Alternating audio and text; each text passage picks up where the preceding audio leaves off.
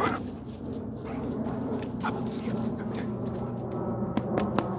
guys, it's Jimmy Bremner and Dexter the Boy. Urban Trail, CTOA, 416, and man, it's spectacular out today. It's like summertime. It's amazing. So if you can, get out and enjoy yourself. So the last video I did was a bit of a rant, and a lot of questions came in. And I appreciate that. So so you're moving through, again, going back to my latest installment.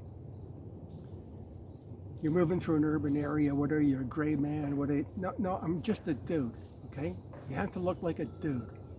You have to be obtuse and not know anything and just move at the same speed that everybody else moves at. So when so now we're going to talk about, so you got to get out of you have to leave your vehicle. So when you go into work, obviously you have dress clothes on, right? You may have on loafers or something that's comfortable. Can't use them. Loafers do good in a tactical role, but that's another thing to talk about. But you may have that on. So in your vehicle, you have some gear on that you can, take your suit or your business casual and break it down and you can move with that. Shirts like this, they are very,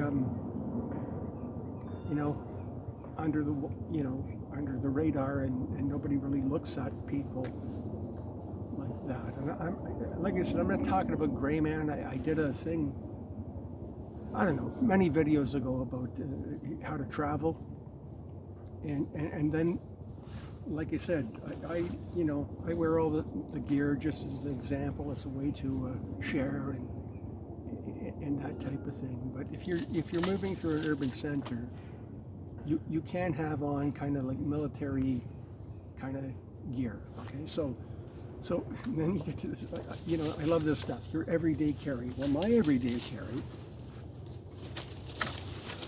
is a messenger bag, right? I put my iPad in there and and all the things that go with that, and it just looks like like a dude walking the streets, right?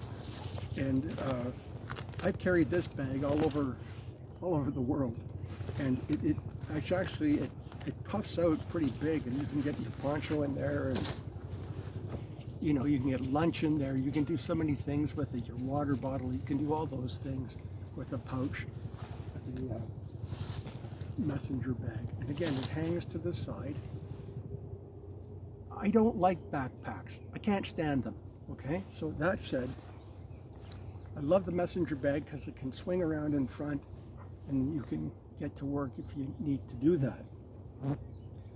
If I had to carry a backpack, it would look something like this. Okay? In the urban environment, you can carry some, netting if you decide to go into a bushcraft kind of thing that to attach onto it and cover you. So, but this is actually camouflage, okay, in an urban environment. And then people ask me, like, well, okay, so the last video I did, I talked about your belt knife, and if you get separated from your go bag. Now I said go bag. Okay, so we'll talk about that. But if you get separated, well, here's the thing. On military packs, on the shoulder strap, there's a quick release, okay? And you pull that, and it breaks apart so you can drop it and go on the run. So what am I getting at? You have to be layered, as we layer ourselves in clothing for the elements, for the weather. You have to layer yourself in terms of gear. So, so when you're doing an operation, right? You'll pick out a bivy rally point, and you'll drop all your gear there, then you glide to the objective. Even depending, again, we're going to talk about deliberate action, immediate action. The deliberate action, even inside an objective, you will find a place to drop your gear so you can move, freely without things hanging off of you, that type of thing, right? So this idea that you're going to have your bag with you all the time is actually not realistic. And let's face it, people lose things all the time. So you have to layer yourself, okay? So let's talk about that a little bit. My everyday carry, like I said, is that Wenger, or actually a Leatherman Wave is a great tool. And this is my IFAC. Look how small that is. That's it. Put it in a cargo pocket, put it in my back pocket. That's it. And you have to understand how to break things down so it's, you can move and not look like that guy. Okay, so now I have to tell you something. I love the internet. I appreciate you watching me and everything else, but kind of wearing me out watching these reviews on things and knives. And like I said, the first thing when you see a knife review, they beat it to death. You would never do that. Then they try and equalize things. They review a knife. I apologize for looking down, but I don't have a table here. But they will say, this is a Milwaukee, right? I know there's like a 5-in-1 and has a screwdriver on the backside, center drive, and that's pretty cool and that type of thing. But at the end of the day, that's a drywall knife. Okay? It's not going to help you in some kind of, it's a great tool for people that are doing drywall and construction and that type of thing. But it's not something that you would carry, I wouldn't even consider it in a survival or as an everyday carry. It's just no good. It would be my tool bag if I was doing drywall, because you can't compare it to something like a Swiss Army. And I'll tell you something.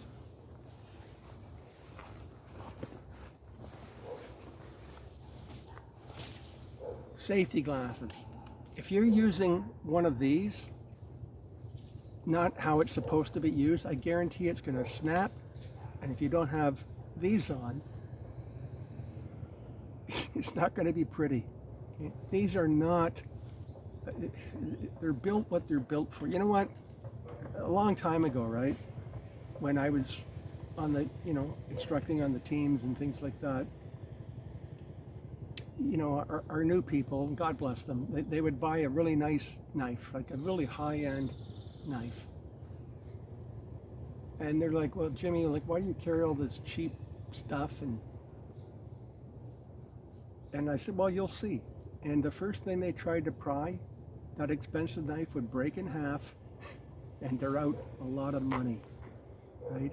And the reason knives break is because you're not using them for what they were built for. A knife is not a prying tool. It's designed for cutting. That's it. That's all it does. So you have all these multi-tools now, and you have again, people that do reviews, and they'll say something like that is a prying tool. Well, actually it isn't, because there's some physics involved in prying something or levering something. If you're a mechanic, you'll understand something called a cheater bar. Okay, you'll get that. Put it onto the back of your socket wrench, and then it gives you more force, and you can turn that nut, bolt, what have you. This is not a prying tool. Okay, maybe to open a can of paint. This is a prying tool. Okay, that's what a prying tool looks like. This prying tool is from Modus, that supports us and does our active shooter entry kit. And again, I can keep going through things. You know, you're like, for me, again, I used to carry multi-tools.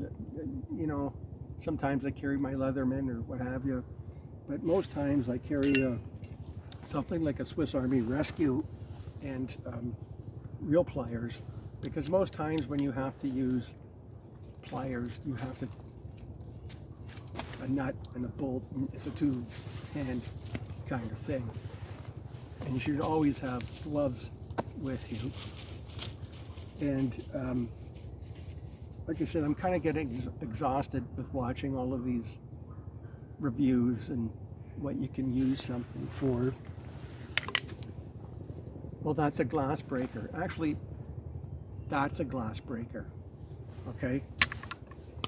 I was a master breacher. Okay, and when you're watching, you're online and you're watching videos. Okay. The biggest problem, people say, you know what, I don't want to ask a stupid question. Actually, that's not the problem. The problem is the unquestioned answer. Okay? I'm not saying look to me, but when you see something online or what have you, ask yourself, what's the motivation to do that review? And like, where's the data? Where does that come from? But how does that work? Okay, a lot of these things are like, they're like tchotchkes or like fiddle things to have in your hands and things like that. But yeah, I'm going to tell you something. If you take the end of some knife that has it like a little glass breaker thing on it, and you're in an emergency, you know what's going to go through your head when it doesn't break the window? Doesn't cut the seatbelt? Your whole life will flash in front of your eyes, right? So if you're trying to do something, you need to understand the tools, train to use the tools, have some realistic outcomes to things, understand that not everything works 100% of the time. And then I'm going to finish with this. So then I talked about when you drop your bag, the next line of defense, like I said, you layer things like your clothing, right? In weather, you layer it, right? So I drop my bag, but I still have resources on my body, in my pockets, and on my hip, okay? And you deploy that tool. I always have, even on my hip, as good as retention is with my, you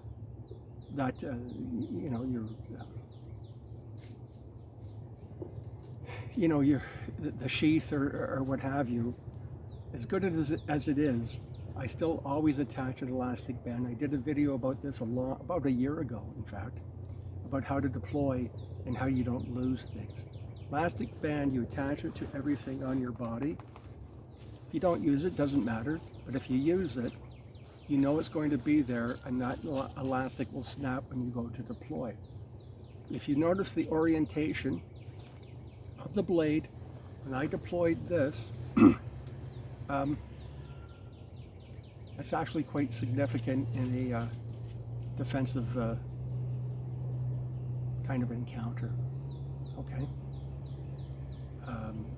Like I said, you know what? I'm just a a guy that's been around for a long time, but I have to tell you something. When you need to do something, you need to do it. I've trained for my whole life for immediate action, not deliberate action. That you get an opportunity to think about something, and I have to be quite honest with you. In reality, it's all about immediate action, how fast you are, and how to use the tools that are given to you. You know what? I can say I know about knives. I know about firearms, but I don't know about them. I don't care what kind of steel a knife is made out of, what company made a firearm. The best tool that you have on your body is the tool that you have right now. That's it. And you can spend a lifetime talking about what side of the door to stand on, what firearm is better than that firearm, what knife is better, what kind of steel it's made out of. You can spend a life, I'll tell you the most dangerous knife in the world, it's called a kitchen knife, right?